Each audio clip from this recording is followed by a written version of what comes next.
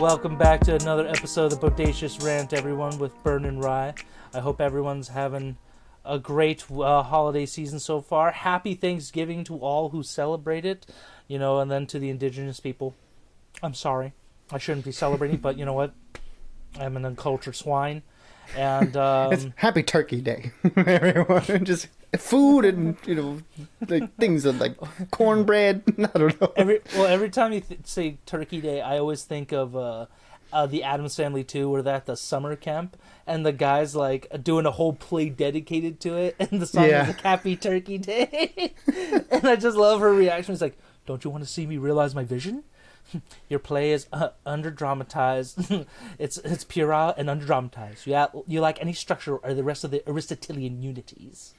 Like, damn! She just laid it to him. Yeah, in like the most sophisticated way. She said your play is full of shit, dude. But anyways, guys, we are talking Andor Season 1 finale. I apologize we missed the last one. That was just my bad. There was a storm. My bank account wasn't working.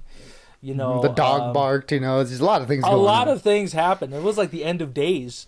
But no, seriously. So this season is over. However, for those who are bummed out like myself, we just got to remember we do have Season 2 coming down the line. Hopefully soon, but with Mando coming back and a couple other shows in development, it may be like for that one actually. Yeah, no, that's coming up in the beginning of the year, so we're gonna have more Star Wars coming up soon.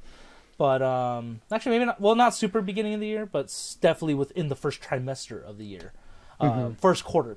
And man, this is.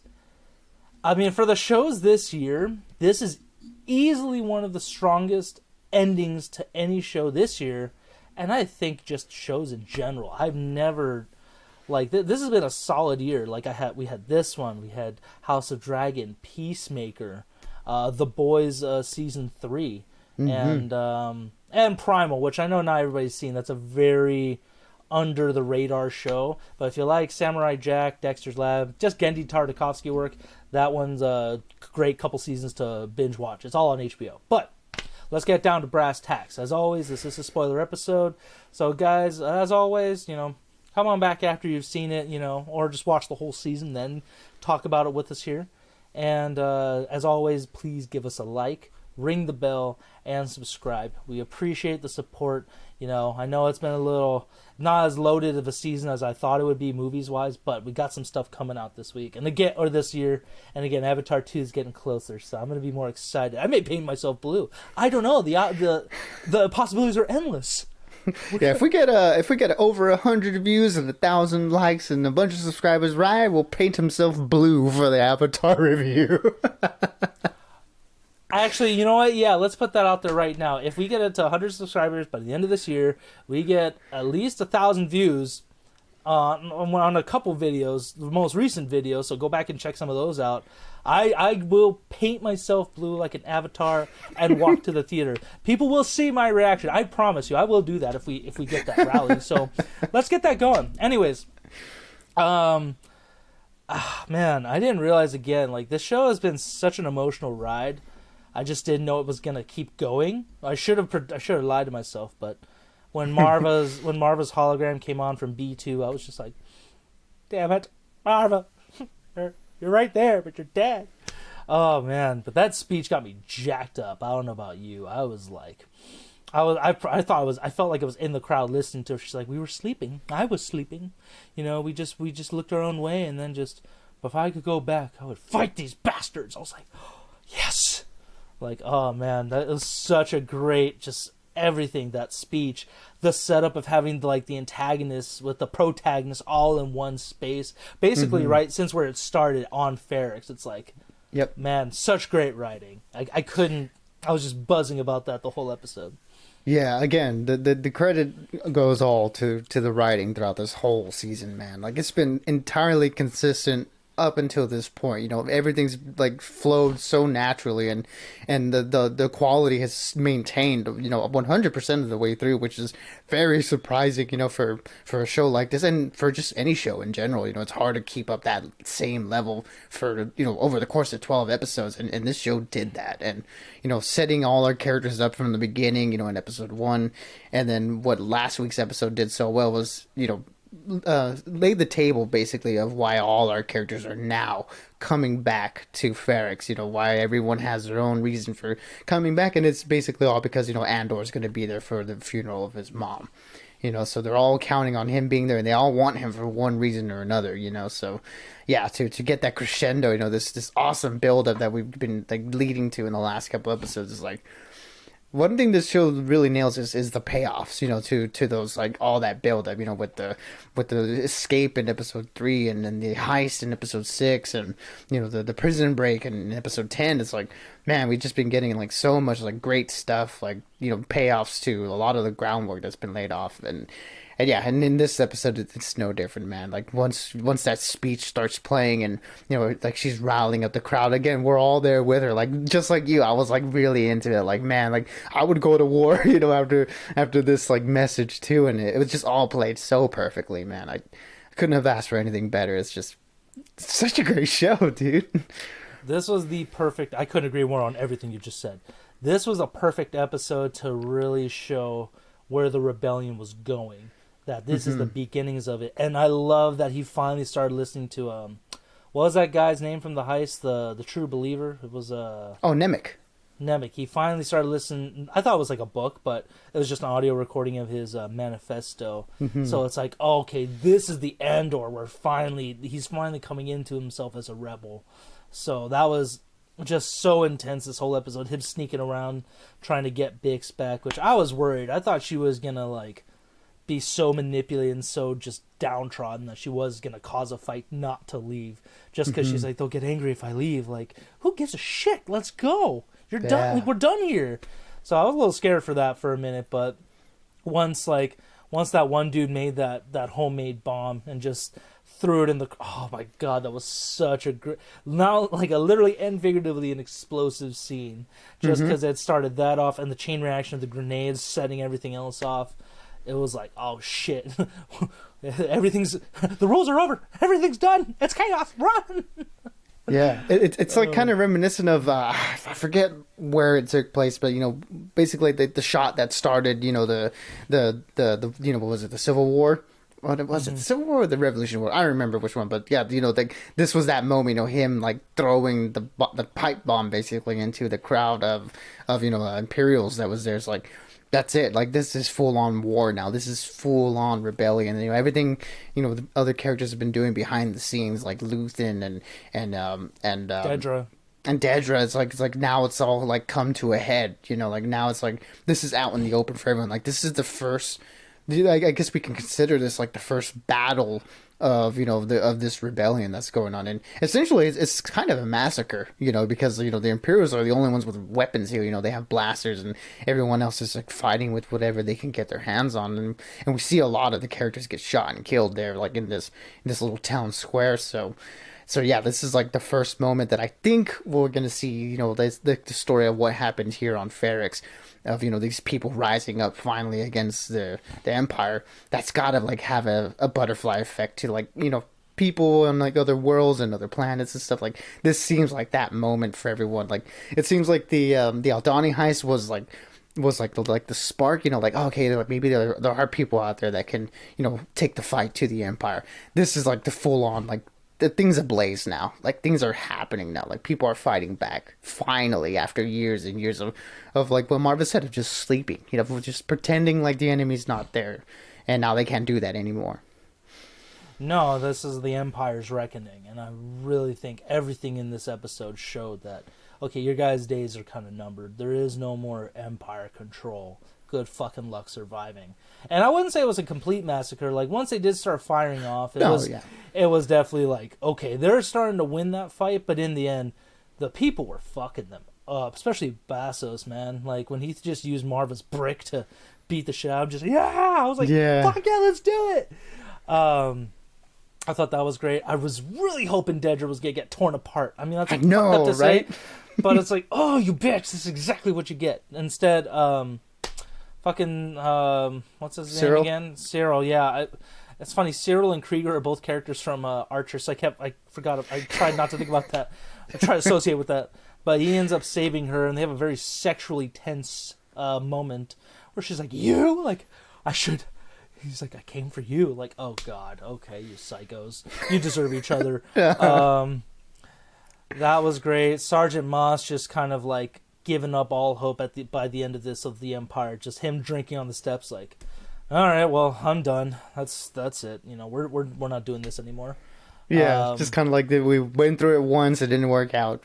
Doing it again, and it didn't work out again. So it's like, dude, like, you're winning a losing, you're fighting a losing fight, basically.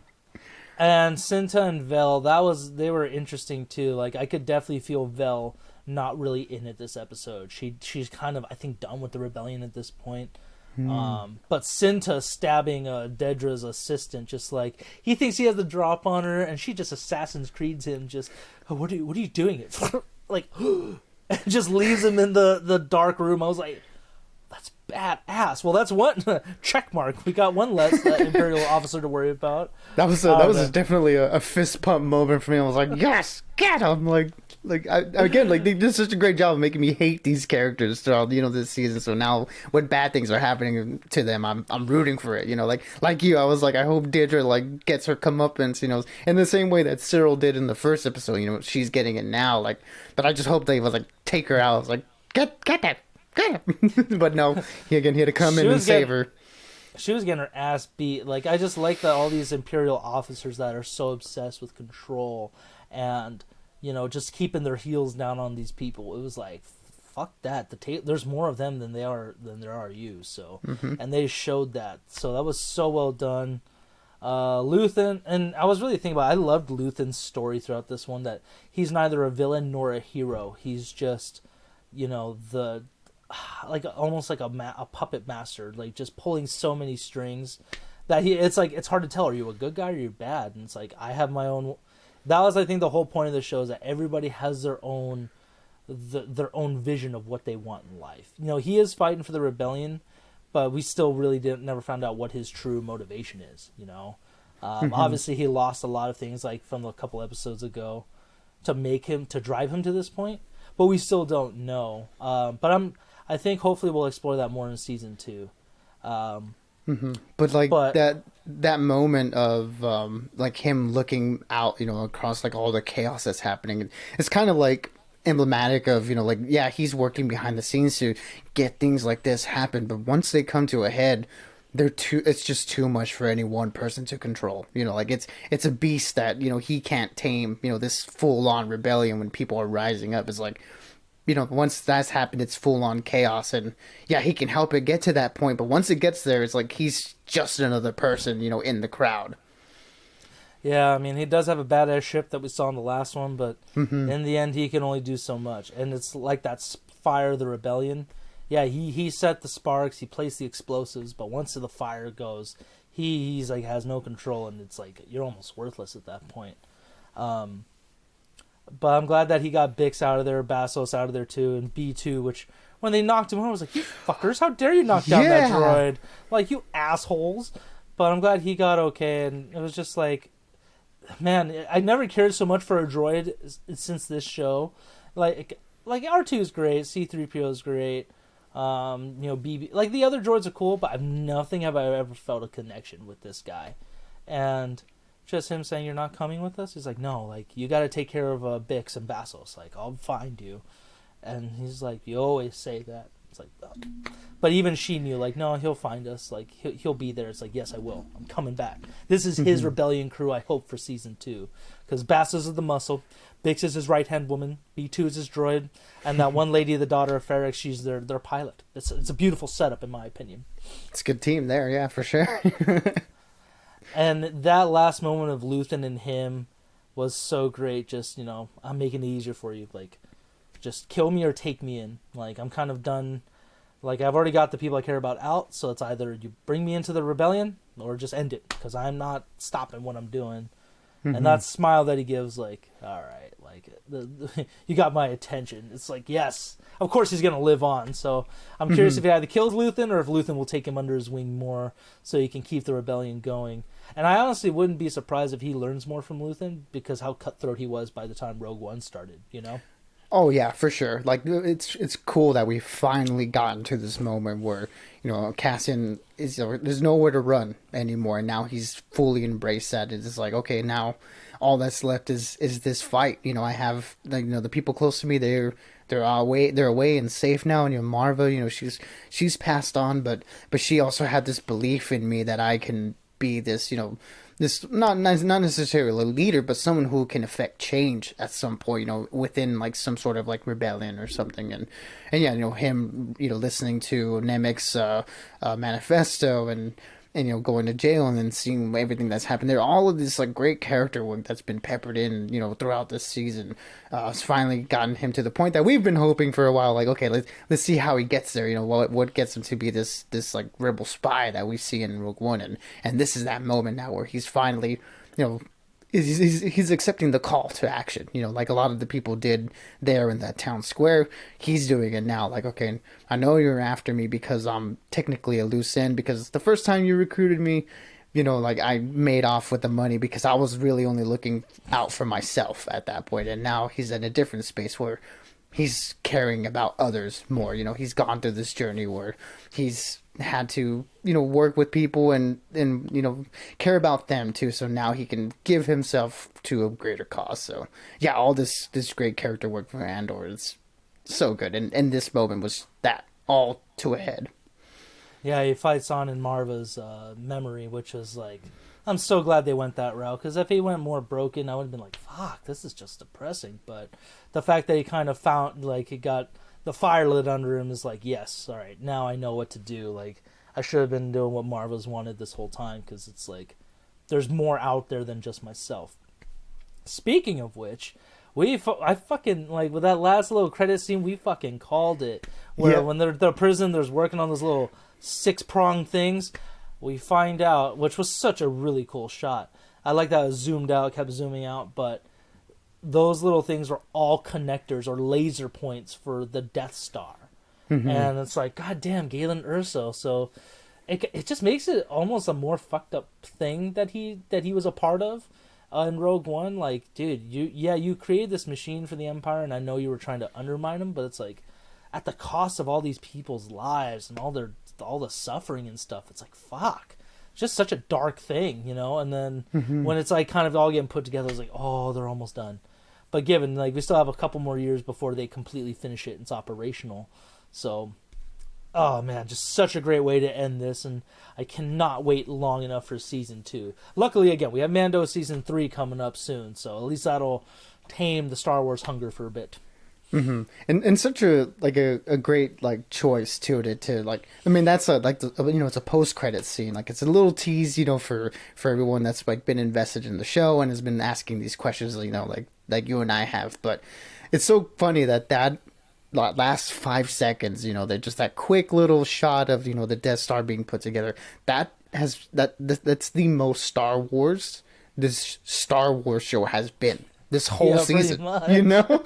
Like it's so great because the show didn't need, you know, that to be so good at what it is, but because it does exist in the world, it can work with all these other pieces and utilize them to an effect that, you know, other Star Wars properties haven't to this point. So when we see that, you know, within the context of this show, it's like, man, like it just means something totally different, you know, than any point we have in the other Star Wars movies. So yeah, so great, you know, like again, the show didn't need to be Star Wars, but the fact that it is, it's awesome. It was such a great note to end on. Yeah, because if they didn't have it, it's like, okay, that's fine. But they answer that question, I think, in the best way possible. Not like you said, Star Wars, and at the same time, I would say, honestly, it still wasn't even Star Wars. It was just a great way to end this show. Like, it works on both terms, so that's the best part about this whole thing. You could watch it as a Star Wars fan, or you could just watch it as a genuine, like, spy thriller, you know, just action show, drama. So well done. And man, I would give this season overall a 5 out of 5. This is a damn near perfect show. And hopefully season 2 can keep this keep this hype and the level of storytelling, because if it will be hard to follow up, but if it's the same team, I got faith in them. Yeah, I mean, dude, this is one of the easiest 5s out of 5s I've given, this year. Like, this is just straight up one of the best shows on TV, and it's unfortunate that it's not getting the same traction and eyes that a lot of the other big shows have gotten this year, because I do think this one is a lot better than the other ones. Like, again, not that the other ones are bad, but this is just such on another level, and it's working on so many different fronts that it's sort of like, it feels like we don't deserve it, as like Star Wars fans. Like, this show is like too good even for us. So it's like, man, I couldn't have been more happy. If I had told you in the beginning of the year, or anybody in the beginning of the year, that Andor would end up being one of my favorite shows of the year, I'd be lying, because I had no, anticipation for the show at all. So for it to come in and be as great as it was is just one of the best things this whole year so far. If I was my younger self, my previous self, I'd be like, yeah, right, you're full of shit. Like, I think you're high as a kite. Like, yeah, right, it's Andor, who gives a shit? But, man, such a great show. Guys, what did you think of this show? All our ranters, did you love this show like we did? Were you bored by it? Did it not hit enough for you, Star Wars wise? Please let us know. We'd love to keep the conversation going. And again, I hope everybody has a great holiday weekend. Please be safe, especially Black Friday. Don't take your anger out on the workers. We're all here to try and survive and get our money. You get your gifts, what have you. Just let's be good to each other for the most part. But as always, guys, from both of us, again, happy Thanksgiving. Stay bodacious and keep on renting. Yeah, as always, everybody, be good, be safe, and we'll catch y'all on the next one.